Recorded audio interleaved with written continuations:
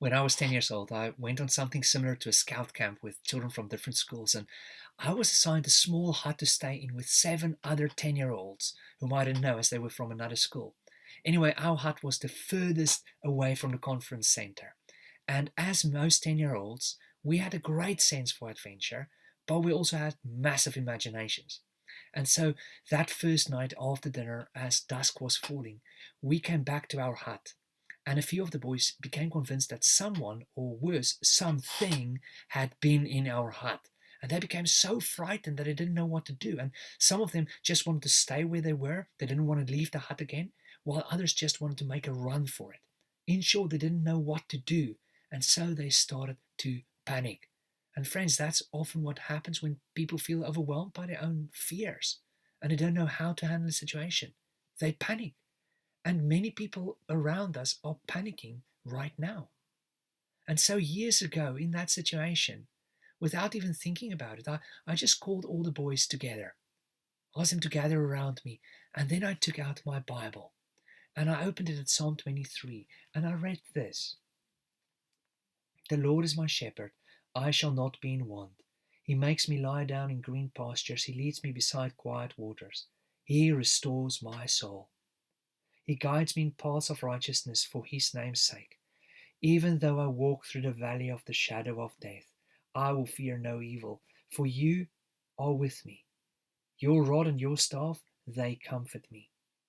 You prepare a table before me in the presence of my enemies. You anoint my head with oil, my cup overflows. Surely goodness and love will follow me all the days of my life, and I will dwell in the house of the Lord forever. And then I just told them, I said, listen, God is with you no matter what you may be facing in life. And no matter what you may be facing here this weekend, God is still with us. And then I prayed, and an amazing peace just came over that hut and over all of us. And when we opened our eyes, the boys were calm. And one of them, who clearly loved snacks a lot, took out so many snacks that could feed us for a whole week. And we had the greatest midnight feast ever. And we became good friends. And when I got home after that camp, I was so excited about everything that happened and the new friends that I made, and I just wanted to tell my parents. However, as I walked into the house, I realized something was wrong. And the news that awaited me was that my granddad was on his deathbed. And eventually he died later that same day. However, in the midst of that valley of the shadow of death, I had this very clear sense that God was as much with us as a family in that difficult time as he was with a few scared 10-year-olds in a bush. And as much as he was with us in that bush and with us as a family back then, I believe that he's also with you through this crisis that we are all facing right now.